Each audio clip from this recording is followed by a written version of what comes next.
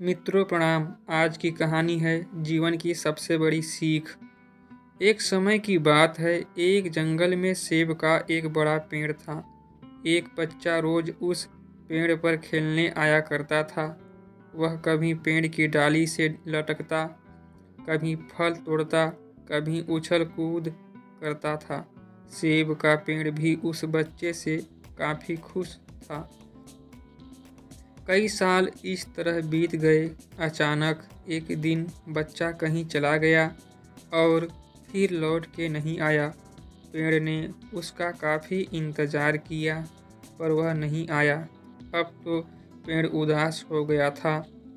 काफ़ी साल बाद वह बच्चा फिर से पेड़ के पास आया, पर वह अब कुछ बड़ा हो गया था। पेड़ उसे देखकर काफ़ी खुश हुआ और उसे अपने साथ खेलने के लिए कहा, पर बच्चा उदास होते हुए बोला कि अब वह बड़ा हो गया है, अब वह उसके साथ नहीं खेल सकता। बच्चा बोला कि अब मुझे खिलौने से खेलना अच्छा लगता है, पर मेरे पास खिलौने खरीदने के लिए पैसे नहीं हैं। पेड़ बोला, उदास ना हो तुम, मेरे फल सेब तोड़ लो और उन्हें बेचकर खिलौने खरीद लो। बच्चा खुशी खुशी फल सेब तोड़ के ले गया, लेकिन वह फिर बहुत दिनों तक वापस नहीं आया। पेड़ बहुत दुखी हुआ। बहुत दिन बीत गए। पेड़ उस बच्चे का इंतजार करता रहा, पर बच्चा नहीं आया। सहसा वह बच्चा एक दिन आया जो अब युवा हो गया था। पेड़ उस युवक को देखकर बहुत खुश हुआ, परंतु वह युवक बहुत दुखी था। पेड़ ने उस युवक से उसके दुख का कारण पूछा। उस युवक ने कहा कि मेरे बच्चे हो गए हैं और उन्हें खिलाने पिलाने के लिए मेरे पास पैसे नहीं हैं, अब मैं क्या करूं? पेड़ बोला, मेरी शाखाएं बहुत मजबूत हैं, तुम इन्हें काट कर ले जाओ और अपना घर बना लो।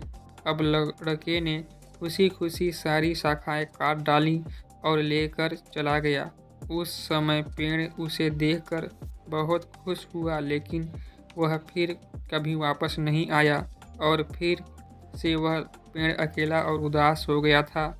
अंत में वह काफ़ी दिनों बाद थका हुआ वह आया। तभी पेड़ उदास होते हुए बोला कि अब मेरे पास ना फल हैं और ना ही लकड़ी, अब मैं तुम्हारी मदद भी नहीं कर सकता।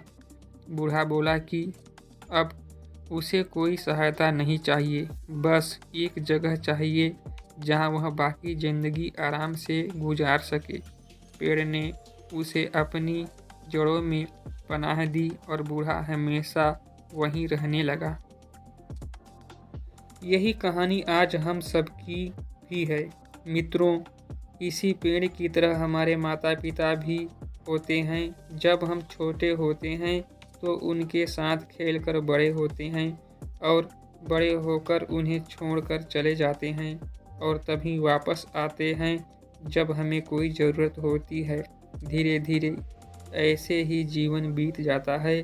हमें पेड़ रूपी माता पिता की सेवा करनी चाहिए, ना कि सिर्फ उनसे फ़ायदा लेना चाहिए।